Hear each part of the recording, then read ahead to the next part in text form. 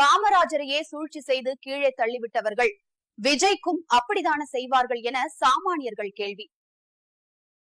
திமுக ஆரம்பிச்ச காலகட்டத்திலேயே அந்த கட்சி அரசியல் எதிரியா பார்த்தது காமராஜர் அவர்களை தான். ஒரு நேர்மையான அரசியல்வாதியை நேருக்கு நேர் சந்திக்க திராணி இல்லாத திமுக முதல்ல அந்த நேர்மையான அரசியல்வாதியோட குடும்ப பெண்களையோ குடும்பத்தையோ அவமதிச்சு பேசுவாங்க. அப்படிதான் காமராஜரை கருவாட்டுக்காரி மகன் கருணாநிதி விமர்சனம் செஞ்சாரு. அதுக்கு காமராஜர் தூண்டு போகல. இதுக்கு அடுத்த கட்டமா அவர் மேல பொய்யான ஊழல் குற்றச்சாட்டுகளை முன்வச்சது திமுக. காமராஜர் சுவிஸ் வங்கியில பணத்தை பதுக்கி வச்சிருக்காருன்னு பொய் பழி சொன்னது திமுக. இது மட்டும் இல்ல, அடையாறுல காமராஜருக்கு சொந்தமா பங்களா ஒண்ணு இருக்குன்னு பொய் பிரச்சாரம் பண்ணாரு கருணாநிதி. ஆனா ஜெயிச்சதுக்கு அப்புறம் அப்படி ஒரு பங்களாவே இல்லன்னு சொன்னாரு. திமுகவோட உச்சகட்ட தாக்குதல் உருவக்கேலி செஞ்சு தனி மனித தாக்குதல் நடத்துறது. தமிழக முதல்வரா காமராஜர் பொறுப்பேற்றதை ஜீரணிக்க முடியாத கருணாநிதி தான் சொந்தமா வச்சிருந்த முரசொலி பத்திரிகை மூலமா தன்னோட வன்மத்தை தீர்த்து கட்டினாரு. அவர் வரைஞ்சி வெளியிட்ட ஓவியங்களை நீங்களே பாருங்க.